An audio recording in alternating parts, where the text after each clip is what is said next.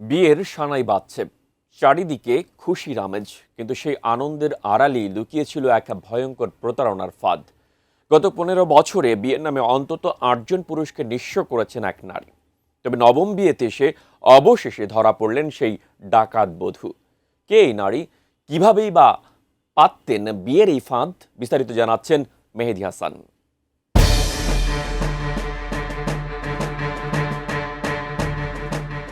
বাইরে থেকে দেখলে তাকে সাধারণ এক নববধূই মনে হতো। লাল বেনারসি, চন্দনের ফোঁটা আর নতুন সংসারের স্বপ্ন দেখিয়ে খুব সহজেই মানুষের বিশ্বাস অর্জন করতেন তিনি। কিন্তু সেই বিয়ের আড়ালেই লুকিয়ে ছিল ভয়ঙ্কর এক প্রতারণার পরিকল্পনা। একে একে 8জন পুরুষকে বিয়ের ফাঁদে ফেলে নিঃস্ব করার পর নবম বিয়ের পিঁড়িতেও বসেছিলেন তিনি। তবে এবার আর শেষ রক্ষা হলো না। অবশেষে পুলিশের হাতে ধরা পড়লেন ভারতের মহারাষ্ট্রের আলোচিত সেই ডাকাত বধূ। পুলিশের দেয়া তথ্য অনুযায়ী অভিযুক্ত ওই নারীর নাম সামিরা ফাতিমা। তবে কোনো কোনো গণমাধ্যমে তাকে সামিরা রাজু শেখ নামেও উল্লেখ করা হয়েছে। তিনি পেশায় একজন স্কুল শিক্ষিকা ছিলেন এবং মহারাষ্ট্রের নাগপুর এলাকার বাসিন্দা।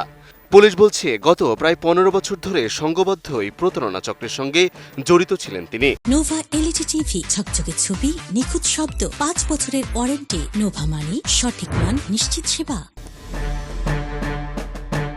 তদন্তকারীরা জানিয়েছেন, প্রথমে ঘটকদের মাধ্যমে অবিবাহিত, সহজ সরল এবং সচ্ছল পুরুষদের খুঁজে বের করা হতো। এরপর ভুয়া পরিচয় ব্যবহার করে পাত্রপক্ষের সঙ্গে যোগাযোগ করা হতো। অনেক সময় ভুয়া মা বাবা কিংবা আত্মীয় পরিচয়েও কয়েকজনকে হাজির করা হতো, যাতে পুরো বিষয়টি বিশ্বাসযোগ্য মনে হয়। এরপর খুব দ্রুত বিয়ের আয়োজন সম্পন্ন করা হতো, যাতে সন্দেহ করার কোনো সুযোগ না থাকে। বিয়ের পর কয়েকদিন স্বাভাবিকভাবে সংসার করতেন সামিরা। পরিবারের সবার সঙ্গে ভালো সম্পর্ক তৈরি করে ধীরে ধীরে বিশ্বাস অর্জন করতেন তিনি। এরপর সুযোগ বুঝে নগদ টাকা, স্বর্ণালংকার এবং ঘরের মূল্যবান জিনিসপত্র নিয়ে পালিয়ে যেতেন তিনি।